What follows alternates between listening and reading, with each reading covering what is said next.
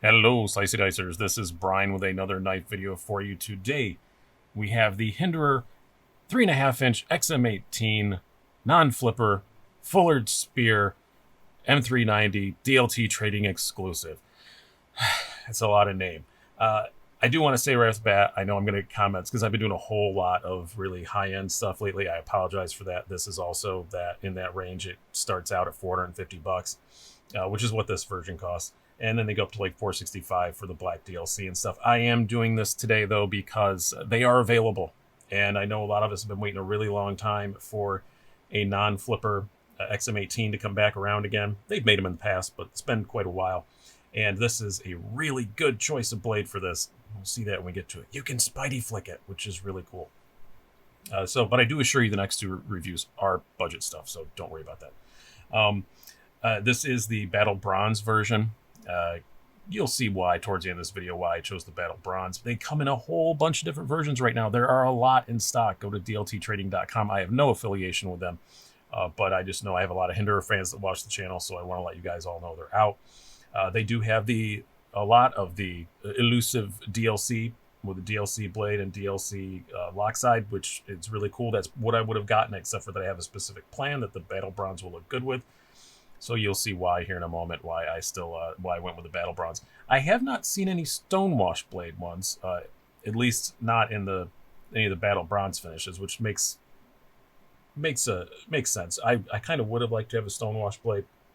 I love the working finish, but again, you'll see why in a minute. Why I kind of would have liked to have a Stonewash blade, but getting the Battle Bronze was much more important than getting the Stonewash blade. So that's what I went with.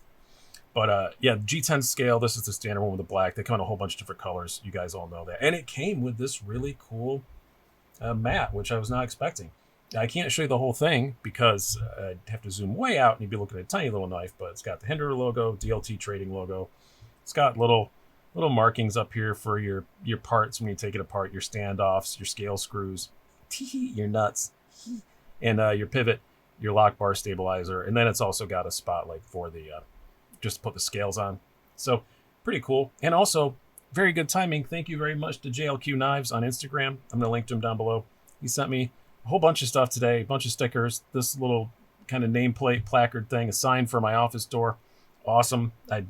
Really cool gift. I really appreciate that. And perfect timing because I can put it on this so my logo is still visible, so I can still pimp myself while showing this really cool mat that it came with. Overall, you're looking at pretty much a regular XM18 except no flipper, which is nice because it doesn't stick out in your pocket, all that stuff, and it doesn't need it, especially on this Fullard Spear, because you can Spidey flick it. I had a Fullard Spear before with the flipper. Eliminating the flipper makes it even easier to do that because I did have times where I was trying to Spidey flick my old Fullard Spear and the flipper tab would hit my finger if I had my finger like this or something. Now I don't have to worry about that. Super easy to flick. Of course, you can use the thumb studs. I've done nothing to this. I have not taken it apart. I will in a minute. But yeah, very drop shutty. They come with the bearings. It also, the tri-way pivot we all know comes with the phosphor bronze washers or the Teflon. So choose your own adventure there. But I always go with the bearings. I may try the phosphor bronze on this one for a particular reason, which I'll explain shortly. This is a whole lot of I'll explain shortly in this video. I apologize for that. But let's do some quick specs, and then I'll bring out a regular XM18 and a skinny and another knife that this is kind of similar to. We have an overall length of 8¼ inches, a blade length of 3.5 inches, hence the catchy name. Blade thickness of 0.165 inches, handle thickness of 0.53 inches, and a weight, according to my scales, of 5.4 ounces with the G10, which actually makes it about 1/10 of an ounce lighter than the other XM18 I have to compare it to here, which is the skinny slicer, just because they chopped that, they chopped the flipper tab off, so just a little bit lighter. And now we'll compare it to some other ones. So here we have the two that we already said. This is just your pretty much standard XM18, the one you find the most, the skinny slicer, the most popular one, the one the 0562 tie is based off of.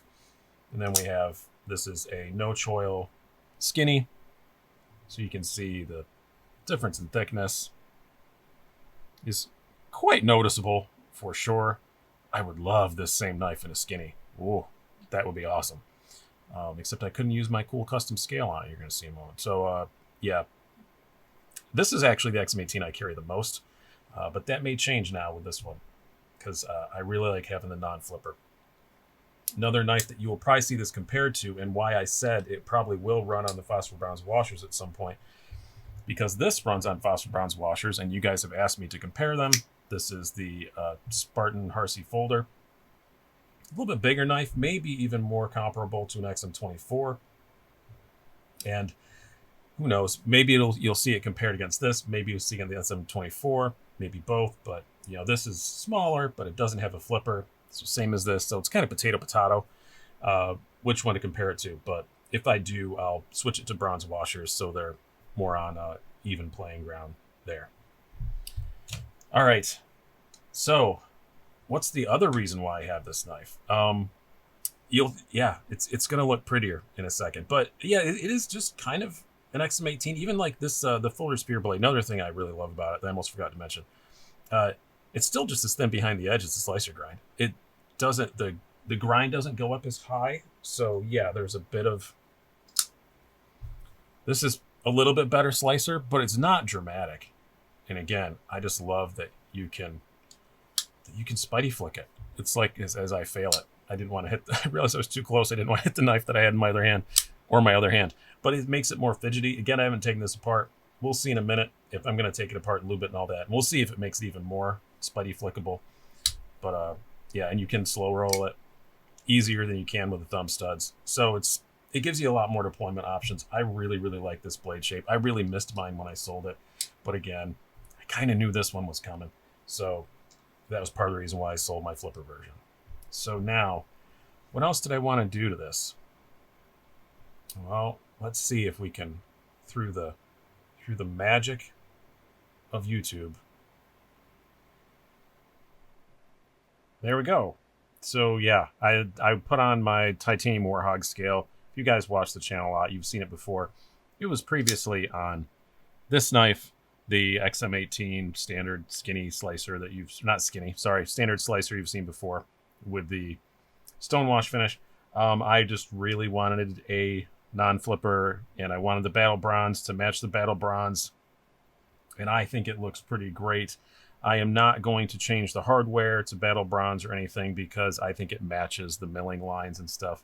I think it looks cool, and that's why I was saying I kind of wish this was a stonewash blade to match that as well, but now that I see it, I actually think it works pretty well. I think it works pretty well. That's probably why DLT didn't have any battle bronze with a stonewash blade, because it does look really good together.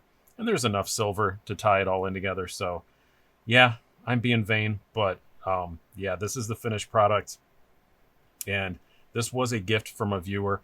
Before anybody complains, I did clear it with him. I told him what I was going to do with it. He's perfectly fine with it. So yeah, at the time this is going up, that will also be for sale on the Patreon page. So if you guys aren't members of the Patreon, you might want to join like right now, because they get early access to stuff I have for sale. Sorry I haven't done a regular for sale video. Just honestly, the patrons are snapping stuff up so fast that I'm trying to build enough up. I'm almost there, but I don't like doing a for sale video until I have at least like 10 knives. So, and I'm just not quite there yet. So we'll get there soon though, hopefully this coming week. Or I might just say screw it and do a quick for sale video with only 5 or 6 knives. But yeah, this is good. This looks good. Yeah, this is going straight in my pocket for 4th of July weekend. How can you get more patriotic than that, unless it was red, white, and blue somehow? That's pretty darn patriotic. So it got the Air Force logo and everything on it. Yeah, I'm liking this. And you guys don't know why I like the Warhog scale stuff so much, as I used to be in the 23rd Fighter Wing at Pope Air Force Base, and then the 23rd Combined Wing it eventually became. And we had A10s, and they looked like this. They had the little tiger's teeth on it that, became known as the Warhog pattern. Only squadron allowed to have nose art in the Air Force. So, yeah, it does mean a lot to me. So I'm pretty happy with the way this came out. This is a project done. I didn't have to buy any extra hardware or anything. It came with the Battle Bronze clip and the Battle Bronze filler tab, which I had initially bought for the other XM-18 when I had this scale on it. So Yeah, when you get your titanium scales, keep them. These are expensive. These are like $200. So keep the titanium scales. You might want to use them on something else. It does make it heavier for sure. Let's see. I said it was 5.4 ounces. Come on. I don't have the Hello scales today. I'm sorry. They need a battery replacement. So, yeah. Went from 5.4 to 6.2, basically. As near as not matter, 6.2 ounces. But you know what? That doesn't really bother me. I carry some heavier knives. That's not in my oh no range yet. And, yeah, putting some, lubing it up a little bit. I didn't have to clean it really. It was bone dry, but as I fail it, yeah. Listen, it just sounds so much better with the tie scales. Yeah, it just sounds better. I'm a happy boy. Still centered up. All that stuff. Yeah, a little bit of lube does these things some wonders sometimes, especially when you're on the bearings. So hope you guys have enjoyed this. It was a bit rambly, and again, sorry for more expensive content, but people are looking for these, so they're on DLT. They didn't make a big stink about it on Instagram or anything, so make sure you go grab them while they're there. Be a good little 4th of July present to yourself. Do you do that? Maybe if you're in the government or you're a founding father, I don't know, but yeah, 4th of July present. That sounds like an excuse. I've been Brian. Have a good one.